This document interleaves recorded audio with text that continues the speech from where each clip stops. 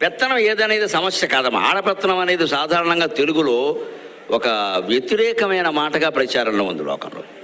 అక్కడ ఇంట్లో ఏదైనా జరిగితే ఆర్థికంగా ముఖ్యంగా అక్కడంతా ఆడపెత్తనం అండి అంటారు. అక్కడికి ఏదో ఆడాళ్లే మొత్తం ఆస్తులని తగలేసినట్టు మొగాళ్ళంతా పరమ పవిత్రంగా ఉన్నట్టు ఇక్కడ ఏం లేదు. అలాంటి అవకాశాలు లేవు. రకరకాల దుర్వ్యసనాల పాలై ఆస్తులు తగలేసిన వాళ్ళు మొగాళ్లే. నిజానికి కావాలంటే ఆడవాళ్లే ఆస్తులు ఇంకా నిలబెట్టారు, కాపాడారు. ఖచ్చితంగా సందేహమే లేదు.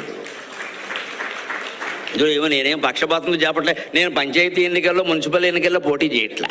నాకెవరు ఓట్లు అక్కర్లేదు, నాకెవరు ఓట్లు అక్కర్లే. కానీ వాస్తవం అండి, భర్తలు దుర్వ్యసనాల పాలై ఆస్తులు తగలబెట్టిన సందర్భాల్లో కూడా భార్యలు పోపు డబ్బాలో ఉండేటువంటి డబ్బులతో పిల్లలకు అన్నం పెట్టిన సందర్భాలు ఉన్నాయండి. లేకపోతే కుటుంబాలు నిలబడేవే కాదు. అసలు అంచేత ఆడపెత్తనం అనేది వ్యతిరేకంగా మాట్లాడాల్సిన అవసరమే లేదండి. ధర్మంగా ఉంటే ఏ పెత్తనం అయితే.